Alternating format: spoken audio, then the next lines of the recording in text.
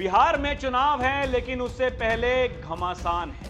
कांग्रेस का तो बिहार में देखिए जी बोलने बताने की चीज नहीं है। कांग्रेस का बिहार में कुछ भी नहीं है। तेजस्वी यादव क्यों कह रहे हैं कि हम सभी सीटों पर चुनाव लड़ेंगे? राहुल गांधी दिल्ली में ये कह रहे हैं कि कांग्रेस 70 से कम सीटों पर लड़ेगी नहीं। बिहार में राहुल गांधी क्या तेजस्वी यादव से बड़े नेता हैं? बिहार में कोई सुनता नहीं, कोई मानता नहीं।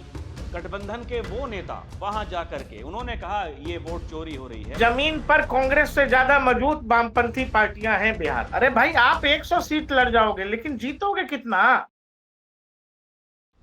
दर्शकों नमस्कार, डीएनपी इंडिया में आपका स्वागत है। मैं हूं आपके साथ राहुल चौधरी। बिहार में चुनाव है लेकिन उससे पहले घमासान है। एक तरफ वार पलटवार का दौर जारी है तो दूसरी तरफ महागठबंधन के घटक दल राहुल गांधी जी कांग्रेस के नेता, तो दूसरी तरफ तेजस्वी यादव आरजेडी के नेता वोटर अधिकार यात्रा में दोनों साथ में थे और ये कह रहे थे कि वोटों की चोरी डकैती को रोकने के लिए ये वोटर अधिकार यात्रा हम निकाल रहे हैं।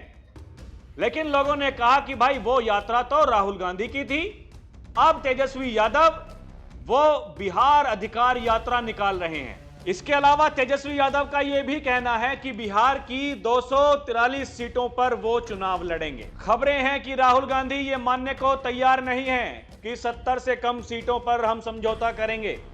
उनकी टीम लगातार ये कह रही है। अब बहुत सारे सवाल उठ रहे हैं। सियासी जानकार ये कह रहे हैं कि तेजस्वी यादव की जो ये बिहार अधिकार यात्रा है, यह राहुल गांधी के ऊपर दबाव बनाने की एक प्रक्रिया है और जो उनके कार्यकर्ता जो ये मान रहे थे कि पता नहीं बिहार में तो कांग्रेस के लिए अब क्या हो जाएगा, जो जन सैलाब की बातें हो रही थी, जो सड़कें जाम होने की बातें हो रही थी, सवाल है कि उसके बाद में बिहार अधिकार यात्रा क्यों निकाली जा रही है। सवाल यह भी है कि तेजस्वी यादव क्यों कह रहे हैं कि हम सभी सीटों पर चुनाव लड़ेंगे। सवाल यह भी है कि अभी तक जो हम देख रहे थे, तेजस्वी यादव ने भरे मन से यह कह दिया कि 2029 में हम पीएम बनाएंगे राहुल गांधी को, और जब राहुल गांधी से यह पूछा जाता है कि सीएम कौन बनेगा तो वो कहते हैं, पहले तो शांत हो जाते हैं, फिर खबरें ऐसी आती हैं, उनका ऐसा कहना है कि देखिए चुनाव जब खत्म होगा, नतीजे जब आएंगे तो कौन बड़ा कौन छोटा, उसके हिसाब से सीएम फेस तय होगा। मेरे सहयोगी प्रकाश है मेरे साथ। प्रकाश भाई, ये पहले एटम बम आया, उसके बाद में हाइड्रोजन बम की तैयारी हो रही है। लोग ये कह रहे हैं कि अभी बहुत कुछ सोचा समझा जा रहा है कि कहीं एटम की तरह ये हाइड्रोजन बम भी फेल ना हो जाए, क्योंकि जिस तरीके से वो विदेशी कनेक्शन भी जोड़ा जा रहा है, पहले वो म्यांमार वाला कनेक्शन था और अब कहा जा रहा है कि ये देखिए ये मलेशिया से आए हैं, इसीलिए वहां की लैब में ये तैयार हुआ है जो हाइड्रोजन बम है, तो उसको मार्केट में लेके आने में इतना समय क्यों लग रहा है, ये भी सवाल है। और ये बताइए, ये बिहार अधिकार यात्रा निकालने की जरूरत क्यों पड़ रही है? देखिए कोई बम है कि नहीं ये तो राहुल गांधी बेहतर बताएंगे, लेकिन जो दिखाई दे रहा है तेजस्वी यादव ने जरूर कोई बम तैयार कर लिया है जी। और राहुल गांधी का जो भी एटम बम जो उन्होंने फोड़ा वो तो हमने जमीन पर ग्राउंड पर दर्शकों को दिखा दिया। दर्शकों ने हमें बताया कि वो हिट है, फ्लॉप है, आवाज सुनाई दी कि नहीं दी। अब सवाल है तेजस्वी यादव जो कह रहे हैं कि 243 सीटों पर आरजेडी खुद लड़ेगी राहुल जी, तो फिर इसमें कांग्रेस कहाँ है? उन्होंने मुजफ्फरपुर में यह कहा कि हर सीट पर तेजस्वी लड़ेगा। इस बात की गंभीरता को समझिए। इस बात की गंभीरता यह है, राहुल गांधी दिल्ली में यह कह रहे हैं कि कांग्रेस 70 से कम सीटों पर लड़ेगी नहीं, और यह भी कहा जा रहा है कि मुख्यमंत्री पद का अनाउंसमेंट कांग्रेस चुनाव बाद करेगी। क्या कांग्रेस इस स्थिति में है बिहार में? क्या कांग्रेस का सीएम हो सकता है? बावजूद ये खेल खेला जा रहा है, बावजूद इसके कि आरजेडी की तरफ से, तेजस्वी यादव की तरफ से कह दिया गया कि 2029 में हम लोग राहुल गांधी को पीएम बनवाएंगे। तो कहीं ना कहीं आरजेडी के लोगों को ये लग रहा है, आरजेडी के काडर कार्यकर्ताओं को ये लग रहा है कि राहुल गांधी और उनकी टीम कांग्रेस मिल करके तेजस्वी यादव को ठग रहे हैं, तेजस्वी यादव को ब्लैकमेल करने की कोशिश है जहां तक सीटों का सवाल। और इसीलिए अब देखिए, हम लोगों ने वो खबर भी बताई थी हमारे दर्शकों को जिसमें लालू यादव नाराज बताए जा रहे थे। उस पूरे घटनाक्रम के बाद देखिए अब तेजस्वी यादव ने कह दिया है कि हम 243 सीटों पर हर सीट पर तेजस्वी लड़ेगा, का मतलब उस बात में राहुल जी फिर जो हम लोगों ने की थी, जिसमें लालू यादव ने यह कह दिया था कि कांग्रेस को उसके हाल पर छोड़ दो। जो राजद के सूत्र हैं उन्होंने बताया कि भाई लालू प्रसाद यादव ने साफ कह दिया कि भाई कांग्रेस को डील करने का मेरा सालों का अनुभव है, मैं कांग्रेस को डील करूंगा। कांग्रेस से फिलहाल कोई भी बातचीत तुम अपने लेवल पर, मतलब तेजस्वी यादव, आप अपने लेवल पर मत करिए। आपकी वजह से ये सारा कंफ्यूजन हुआ है और कांग्रेस के लोगों को ये लगने लगा है कि पिछले चुनावों के बाद बिहार में उनकी कोई हवा बन गई है।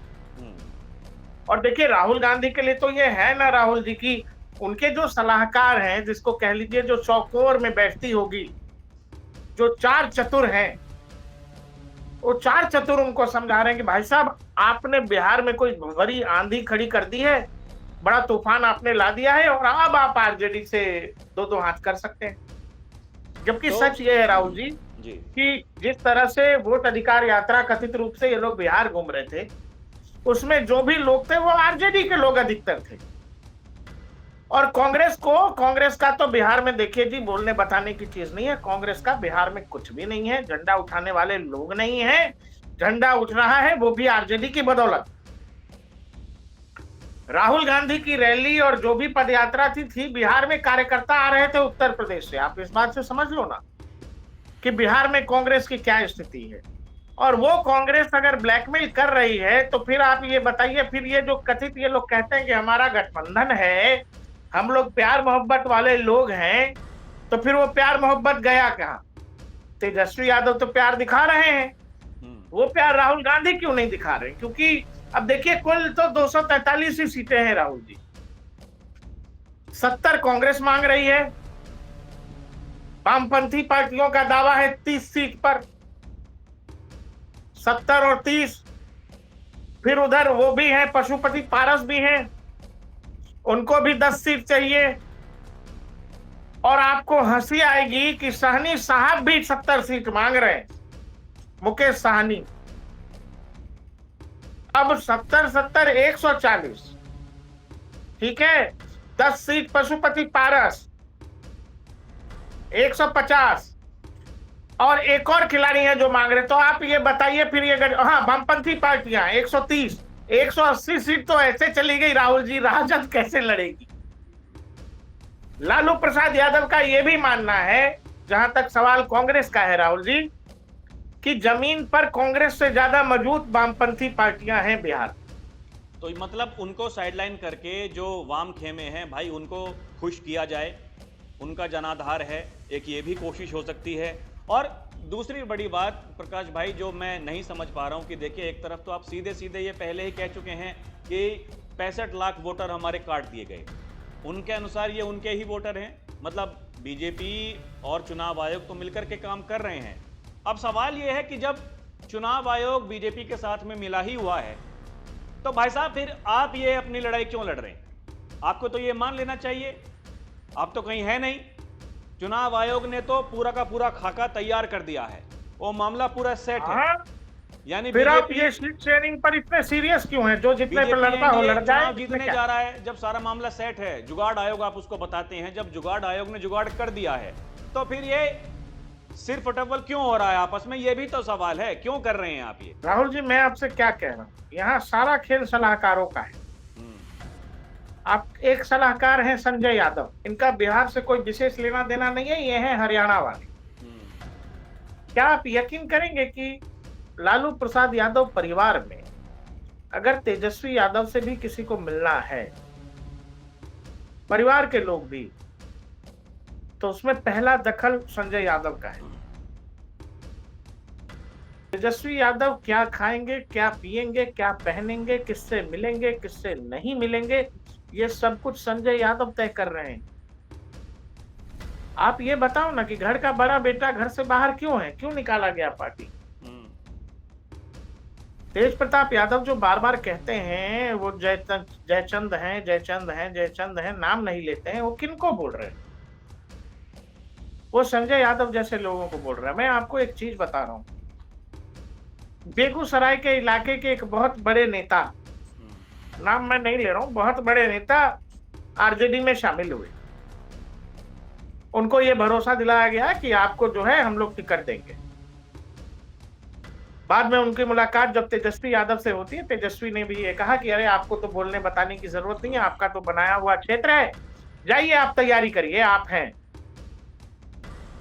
उस व्यक्ति ने अपने स्तर पर पता कराया कि भाई चल क्या रहा है पार्टी में, तो सचिवालय से लेके पार्टी दफ्तर से लेके कुछ लोगों ने उनको ये बताया कि भाई साहब तेजस्वी जी के बोलने से नहीं होगा, संजय यादव जी की हाँ होनी चाहिए।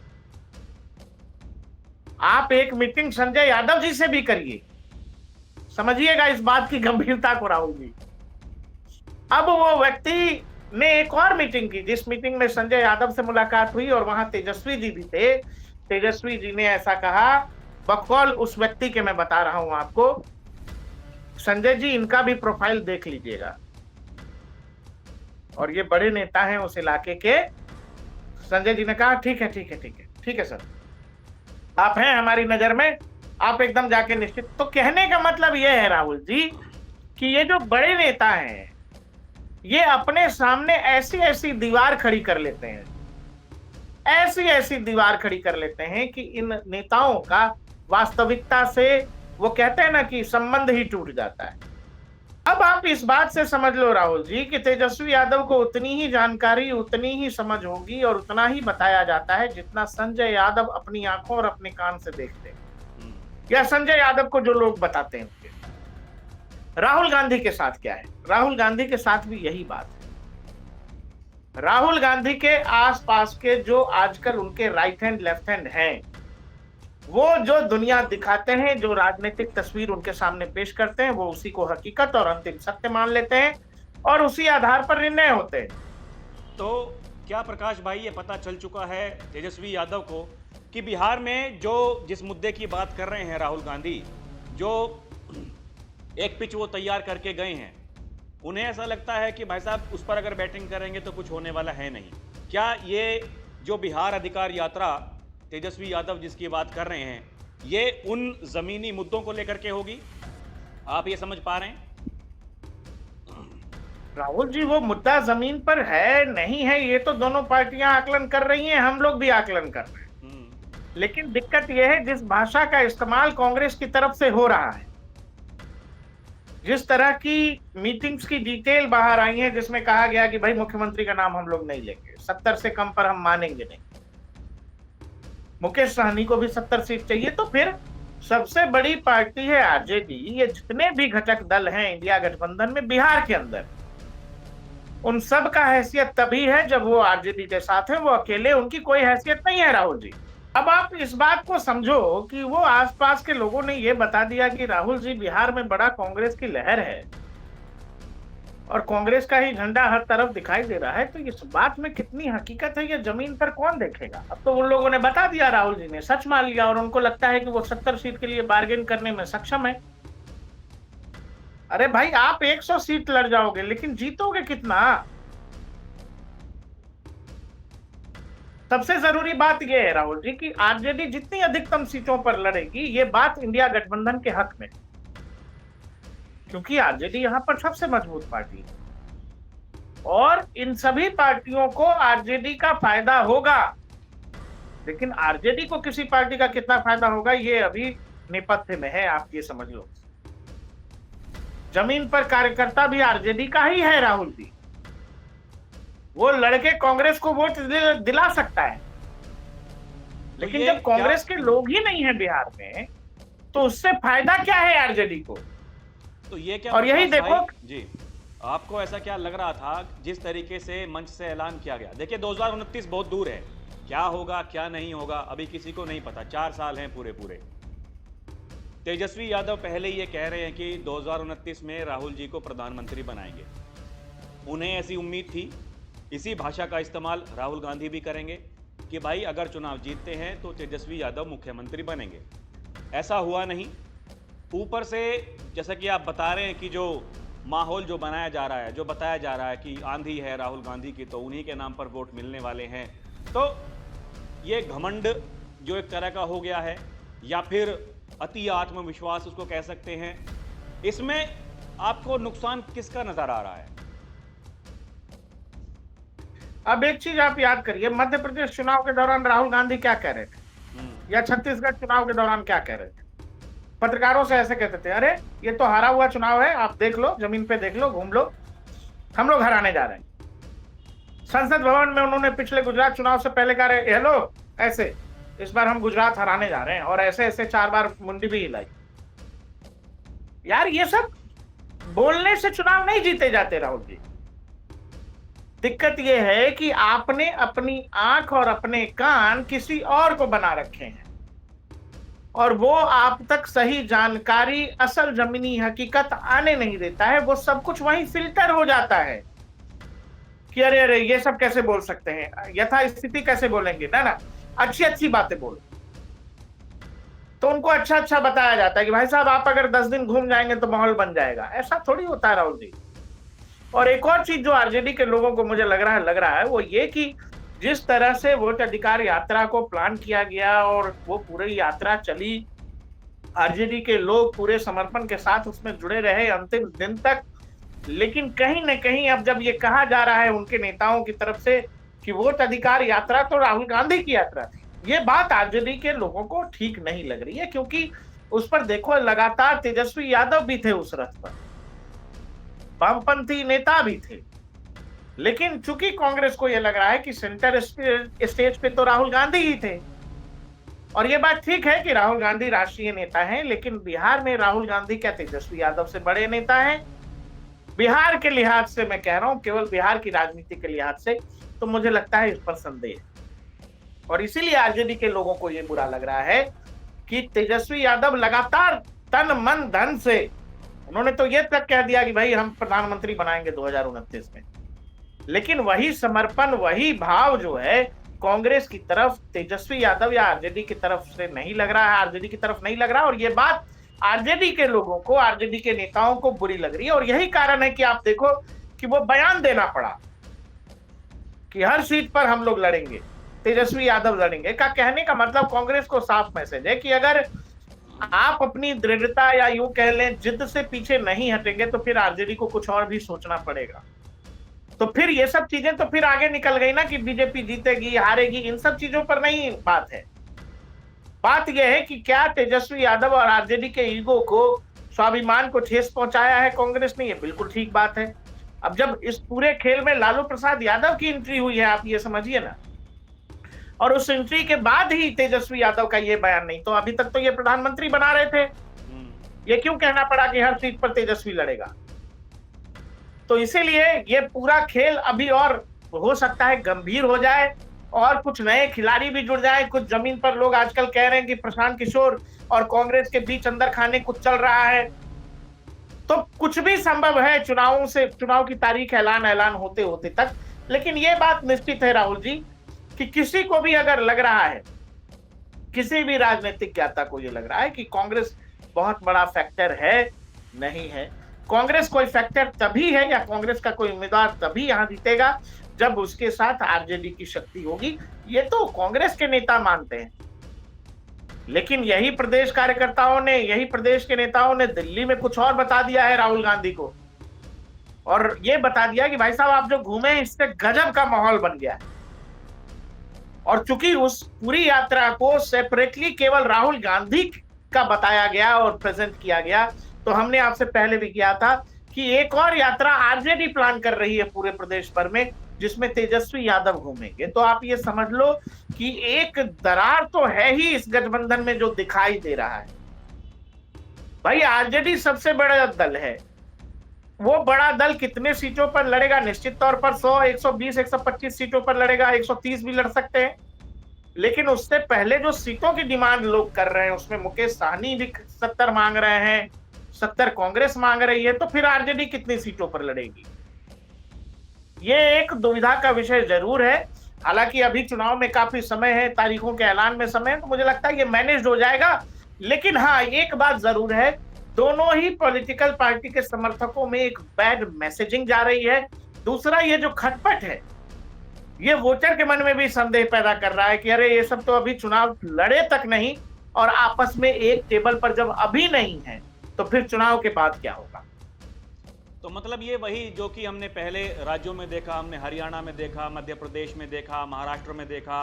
भाई समाजवादी पार्टी के मुखिया अखिलेश यादव वो एमपी में सीट मांग रहे थे, उसके बाद में महाराष्ट्र में मांग रहे थे, हरियाणा में मांग रहे थे, लेकिन जो वहाँ के प्रदेश इकाई के नेता थे उन्होंने साफ साफ मना कर दिया। उन्होंने कहा कि देखिए इनका कोई आधार है ही नहीं, तो इनको क्यों ही हम सीट देंगे, हम तो चुनाव जीत रहे हैं। ये अति आत्मविश्वास। अब बिहार में कुछ है नहीं, लेकिन उसके बावजूद अगर आपको लगता है कि 70 सीटें लड़ेंगे और जीत जाएंगे, पिछली बार भी लड़े थे, 19 जीते थे जहां तक मुझे याद है, तो ये इस तरह का आत्मविश्वास अगर आ रहा है नेता विपक्ष राहुल गांधी को, वो आंधी जो बताई जा रही है। अब देखिए उनको तो ऐसा लगता है प्रकाश भाई कि एटम बम फोड़ दिया, हाइड्रोजन बम लेकर के आ रहे हैं, जो वो करेंगे वही होगा। उनको तो ये लगता है कि देश में कोई मुद्दा है ही नहीं। पत्रकारों से बात करते हैं, लोग उनसे सवाल पूछते हैं, वो ये कहते हैं कि कोई मुद्दा नहीं है, कोई बड़ी बात नहीं है। प्रधानमंत्री मणिपुर जा रहे हैं, कहाँ जा रहे हैं, उनसे कोई मतलब है नहीं। एक ही मुद्दा है, वोट चोरी का, और इस खबर को ब्रेक करो। एक ही शब्द है उनके पास में, इस खबर को ब्रेक करो। वोट चोरी सबसे बड़ा मुद्दा है। अरे भाई ये मुद्दा है या नहीं ये नेता कैसे बताएगा, ये तो जनता बताएगी ना। नेता कुछ भी कह देगा और बोल देगा, उससे वो चीज जमीन पर उतर जाती है या जमीनी मुद्दा हो जाता है, ऐसा तो नहीं है राहुल जी। जो मुद्दे होते हैं वो असल में आपको आंखों से दिखाई दे जाते हैं और आप महसूस कर लोगे कि किस बात पर ज्यादा इम्पैक्ट है। सच पूछिए तो जमीन पर इसका बिहार में तो कोई इम्पैक्ट नहीं है, सीमांचल के इलाके वही प्रकाश भाई जो मैंने पहले पूछा था, मैं यही दोबारा दोहराना चाहूंगा कि देखिए ना, मतलब क्या अब आरजेडी को ये लग रहा है कि भाई साहब राहुल गांधी जी आए और ऐसा माहौल यहां पर बना दिया जिसके बारे में किसी को कुछ पता है नहीं। मतलब जो छूट रहा था, अब क्या चुनाव में फाइट करने के लिए, उन मुद्दों पर बात करने के लिए, आपको याद होगा जब मंच साझा कर रहे थे राहुल गांधी, तेजस्वी यादव राहुल गांधी को बताते थे, ये बोलिए भाई साहब, ये भी बोलिए भाई साहब। कितनी वीडियो वो वायरल हुई, उनको बताना पड़ रहा था। तो ये हर जगह जाकर के, और यही लोग ये समझते हैं कि कांग्रेस की सबसे बड़ी समस्या यही है। वो ये समझते हैं कि हम ही हैं जो बस जो कुछ हैं, सामने वाला कुछ नहीं है, उसके पास कोई आधार है नहीं। केवल जो राहुल गांधी सोच रहे हैं, उनकी टीम सोच रही है, वही सब कुछ है। ऐसा ही है क्या? और ये भी तो है ना राहुल जी की यही व्यवहार जो आप बता रहे हैं, केवल इसी व्यवहार के कारण अब लालू प्रसाद यादव बहुत स्वस्थ नहीं है, राजनीतिक तौर पर बहुत एक्टिव नहीं है, लेकिन उनको ये भी लगता है कि इस बार अगर बेटा पिछड़ा, उनका सपना है कि अपने बेटे को मुख्यमंत्री पद के तौर पर देखो। और जहां तक कांग्रेस और लालू प्रसाद यादव की बात है, तो वो तो वाकई में निश्चित तौर पर बिहार में तो कांग्रेस को अपने हिसाब से ही हैंडल करते रहे हैं लालू प्रसाद यादव। लालू प्रसाद यादव जो कहेंगे कांग्रेस को वो करना पड़ा है इतिहास में भी, और अभी भी कांग्रेस को चाहती है तो अब भी वही करना पड़ेगा। लालू प्रसाद यादव इस बात से नाराज हैं कि पिछली चुनाव में इतनी सीटें क्यों दे दी गई कांग्रेस को। वो सीटें उनको दे दी गई तो इसीलिए उनको ये लग रहा है कि वो फिर से उसकी मांग कर सकते हैं, और यही कारण है कि अब आरजेडी के लोग ये कह रहे हैं कि भाई हम सभी सीटों पर लड़ेंगे, क्योंकि बैकडोर चैनल से अब ये पूरा खेल संभालेंगे आरजेडी की तरफ से लालू प्रसाद यादव। तो दर्शकों, वोटर अधिकार यात्रा के बाद में अब बिहार अधिकार यात्रा। पहले उस यात्रा में एक शक्ति प्रदर्शन दिखाने की कोशिश की गई इंडिया गठबंधन के द्वारा। वो लोग जिनको बिहार में कोई सुनता नहीं, कोई मानता नहीं, गठबंधन के वो नेता वहां जाकर के उन्होंने कहा ये वोट चोरी हो रही है, वोटों की डकैती हो रही है, एटम बम हम फोड़ चुके, हाइड्रोजन बम अब लाने वाले हैं। इस हाइड्रोजन बम के चक्कर में क्या आपको लगता है दर्शकों कि ये महागठबंधन में एक दरार खिंच गई है? और आने वाले समय में अगर ऐसा होता है तो इसका नुकसान किसको होगा, ये भी जनता जनार्दन ही तय करेगी। लेकिन दर्शकों, आप क्या समझ पा रहे हैं, आपको क्या लगता है, हमें कमेंट करके जरूर बताइएगा। अभी के लिए इतना ही। आप देखते रहें डीएनपी इंडिया, हर खबर भरोसे के साथ। नमस्कार, जय हिंद।